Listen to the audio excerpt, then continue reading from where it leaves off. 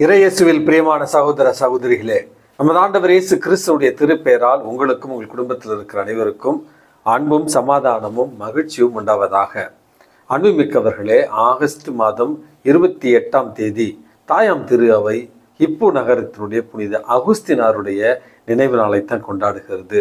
அன்புமிக்கவர்களே, இவருடைய தாயார் புனித மோனிகாவினுடைய நினைவு நாளைத்தான் நேற்று நம்ம கொண்டாடினோம். அன்புமிக்கவர்களே, திருச்சபையினுடைய புனிதர்களுடைய பட்டியலில் தாய்க்கும் மகனுக்கும் அடுத்தடுத்து நாள் நினைவுகளை கொண்டாடுவது மிகவும் ஆச்சரியமான ஒரு செய்தி. அன்புமிக்கவர்களே, புனித அகுஸ்தினாருடைய பெற்றோர்கள் ரோமையருடைய ஆட்சி பகுதியில் இருந்த அல்ஜீரியா என்கிற ஒரு பகுதியில் இவருடைய தந்தை பத்ரிசியூஸ் மற்றும் தாய் மோனிகா. தந்தை ரோமையருடைய அந்த சமயத்தை பின்பற்றி வந்தவர், தாய் ஒரு கிறிஸ்தவர். மிக இளைய வயதில் இருந்த மாணிக்கேயிசம் என்று சொல்லப்படுகிற ஒரு தவறான கொள்கையின் மீது நாட்டம் கொண்டவராய் இவர் உலகத்தனமான ஒரு வாழ்வை வாழுகிறார். அதற்கு பிறகு அறிவின் மூலமாக, ஞானத்தின் மூலமாக இறைவனை நம்ம கண்டு உணரலாம், இறைவனுடைய அனுபவத்தை பெறலாம் என்கிற நோக்கத்தோடு நியோ பிளேட்டனிசம் என்று சொல்லப்படுகிற ஒரு அறிவு சார்ந்த முறையை தேர்ந்தெடுத்து இறைவனை கண்டறிய முயற்சி செய்கிறார். அன்புமிக்கவர்களே, இதனுடைய ஒரு காரணமாக தன்னுடைய வாழ்க்கையினுடைய முறைகளை தவறி இவர் உலகப்போக்கான ஒரு தவறான வாழ்வை வாழுகிறார். இதை கண்டு மனம் வருந்தி அவருடைய தாய் மோனிகா இவருடைய மனமாற்றத்திற்காக இவரை பின்தொடர்ந்து இத்தாலி தேசத்தில் இருக்கிற மிலான் நகர் வரையில செல்கிறார். தன்னுடைய மகனுடைய மனமாற்றத்தை கண்டு மனமகிழ்ந்து இறைவனுக்கு நன்றி கூறி இறைவனடி சேர்ந்தார் புனித மோனிகா. புனித அகுஸ்தினாருடைய வாழ்வு என்பது உங்களுக்கும் எனக்கும் கொடுக்கப்படுகிற அழகான பாடம். அன்புமிக்கவர்களே, வாழ்க்கையில வழி தவறி அவர் சென்றிருந்தாலும் தன்னுடைய நிலையை உணர்ந்து ஒப்புதல் வாக்கு மூலம் அல்லது கன்ஃபெஷன்ஸ் ஆஃப் சென்ட் அகஸ்டின் என்கிற அந்த புத்தகத்துல தன்னுடைய வாழ்க்கையில செய்த அனைத்து தவறுகளையும் இறைவன் திருமுன்னிலையில ஏற்றுக்கொண்டு அவற்றை பாவ அறிக்கையாக அவர் ஒரு புத்தகமாக எழுதி, நம்முடைய வாழ்க்கையில நாம் எத்தகைய பாவத்துல விழுந்திருந்தாலும் இறைவனுடைய அருள் இருந்தால் மீண்டும் இறைவனுக்கு உகந்தவர்களாக மாற முடியும் என்கிற அழகான செய்தியைத்தான் புனித அகுஸ்தினார் நமக்காக விட்டு சென்றிருக்கிறார். மனமாற்றத்திற்கு முன்பாக புனித அகுஸ்தினாருக்கு ஒரு குரல், தெய்வீக குரல் கேட்கிறது. எடுத்து வாசி, எடுத்து வாசி அப்படிங்கிற அந்த குரலை கேட்டு திருவிவிலியத்தை அவர் எடுத்து வாசித்த நேரத்தில் ரோமியருக்கு எழுதிய திருமுகத்திலிருந்து 13வது அதிகாரம் 13-14 திருவசனங்களை தான் அவர் வாசிக்கிறார். களியாட்டம், குடிவெறி, கூடா ஒழுக்கம், காமவெறி, சண்டை சச்சரவு ஆகியவற்றை நம்முடைய வாழ்க்கையிலிருந்து தவிர்ப்போமாக. தீய இச்சைகளை கண்டும் ஊனியல்பின் நாட்டங்களுக்கு இடம் கொடுக்க வேண்டாம். இயேசு கிறிஸ்துவை அணிந்து கொள்ளுங்கள் என்கிற இந்த வார்த்தை தான் புனித அகுஸ்தினாருடைய வாழ்க்கையில மிகப்பெரிய ஒரு மனமாற்றத்திற்கு வழிவகுத்தது என்று சொல்லுகிறார்கள் இவருடைய வாழ்க்கையை அறிந்தவர்கள். கத்தோலிக்க திரு அவையில நாம் கொண்டாடுகிற மனமாற்றத்திற்கு பிறகு கிறிஸ்தவ உலகத்துல நாம் கொண்டாடுகிற திருச்சபைகளுடைய மிகப்பெரிய தந்தைகளுள்ள மிக முக்கியமானவராக கருதப்படுகிறவர் தான் இந்த புனித அகுஸ்தினார். தன்னுடைய இறையியல் எழுத்துக்களாலும் போதனைகளாலும் கத்தோலிக்க திரு அவைக்கு வளம் சேர்த்த ஒரு புனிதராகத்தான் புனித அகுஸ்தினாரை நம்ம பார்க்கிறோம்.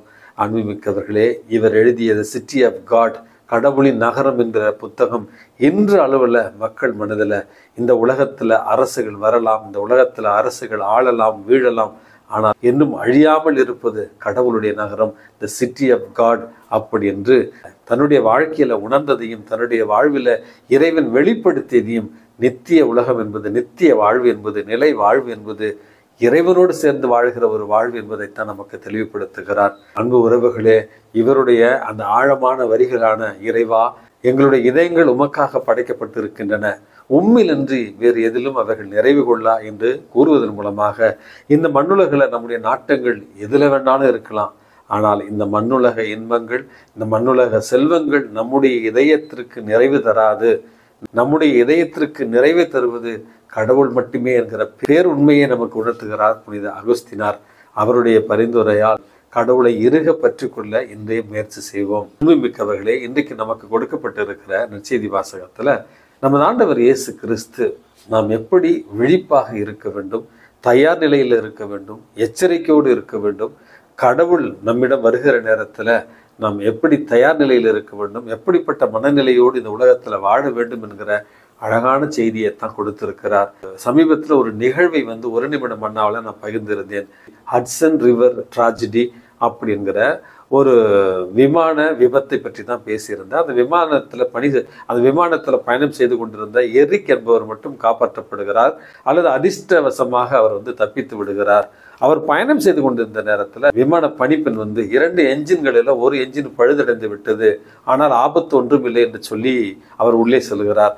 உள்ளே சென்ற சில வினாடிகளில் அவர் திரும்ப 2 என்ஜின்களும் பழுதுபட்டு விட்டன, உங்களுடைய உயிரை காப்பாற்றிக் கொள்ளுங்கள் அப்படி என்று அவர் அறிவிக்கிறார். அடுத்து என்ன செய்வது என்று தெரியாமல் உயிரை காப்பாற்றிக் கொள்ள விமானம் முழுவதிலும் இருந்தவர்கள் போராடுகிறார்கள். அந்த விமானத்தில் பயணம் செய்த அனைவருமே இறந்து விடுகிறார்கள். இதில் அதிர்ஷ்டவசமாக தப்பியது இந்த எரிக் என்பவர் மட்டும். தப்பித்த பிறகு அவர் சொன்ன கோல்டன் வேர்ட்ஸ் என்று சொல்லப்படுகிற அழகான வார்த்தைகளை நான் உங்களோடு பகிர்ந்து கொள்ள விரும்புகிறேன். இந்த உலகத்தில் அடுத்த நிமிடம், அடுத்த நொடி நம்முடைய வாழ்க்கை முற்றிலுமாக மாறி போகும். மிகப்பெரிய ஒரு ஆளுமையாக அவர் விமானத்தில் மகிழ்ச்சியாக பயணம் செய்து கொண்டிருக்கிறார். 5 நொடிகளில் அவருடைய வாழ்க்கையே மாறி போய்விட்டது விமான விபத்தின் காரணமாக. அதைத்தான் நமக்கு வாழ்க்கை பாடமாக சொல்லுகிறார். இந்த மண்ணுலக வாழ்க்கையில் எது வேண்டுமென்றாலும் எப்படி வேண்டுமென்றாலும் நம்முடைய வாழ்க்கை மாறலாம். அதனால தயார் நிலையோடு எச்சரிக்கையோடு இருக்கத்தான் இவருடைய வாழ்வு நமக்கு ஒரு பாடமாக இருக்கிறது. 2வது அவர் சொல்லுகிறார், இறக்க போகிறோம் என்று தெரிகிறது, இறக்க போகிறோம் என்கிற அச்சத்தை விட இப்படியெல்லாம் வாழாமல் விட்டுவிட்டோமே, மகிழ்ச்சியாக வாழாமல் விட்டுவிட்டோமே, மன்னித்து வாழாமல் விட்டுவிட்டோமே, மற்றவர்களுக்கு உதவி செய்யாமல் வாழ்ந்து விட்டோமே என்கிற அந்த குற்ற உணர்வு தான் மேலோங்கி இருந்ததாக அவர் சொல்லியிருக்கிறார். அன்பு மிக்கவர்களே, இன்றைய நற்செய்தி வாசகத்தை பற்றி நான் பேசுகிற நேரத்தில் வீட்டு தலைவர் வருகிற நேரத்தில் தயார் நிலையில வீட்டு தலைவரை வரவேற்க காத்திருக்கிற ஊழியனைத்தான் வீட்டு உரிமையாளர் பாராட்டுவார் என்றும், அடுத்த நிலையில வீட்டு உரிமையாளர் வருகிற நேரத்தில் தன்னுடைய சக ஊழியர்களை கண்காணித்து அவர்களை பாதுகாத்து அவர்களிடத்தில் பண்போடும் பரிவோடும் பேசி அவர்களை காக்கின்ற நல்ல ஊழியனைத்தான் வீட்டு உரிமையாளர் பாராட்டுவார் அப்படி என்கிற 2வது செய்தியை இன்றைக்கு நம்ம வாசிக்கிறோம். அப்படி என்றால் இந்த உலகத்தில் எது வேண்டுமென்றாலும் எப்பொழுது வேண்டுமென்றாலும் நம்முடைய வாழ்க்கையில் நடக்கலாம்.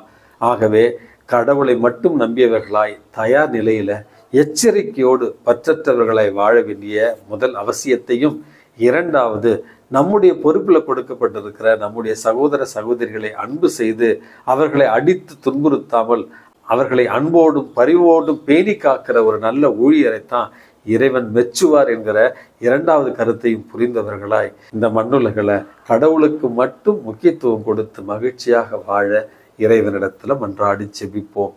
எல்லாம் வல்ல இறைவன் தந்தை, மகன், தூய ஆவி உங்களையும் உங்கள் குடும்பத்தில் இருக்கிற அனைவரையும் நிறைவாக ஆசீர்வதித்து பாதுகாத்து வழிநடத்துவாராக. ஆமேன்.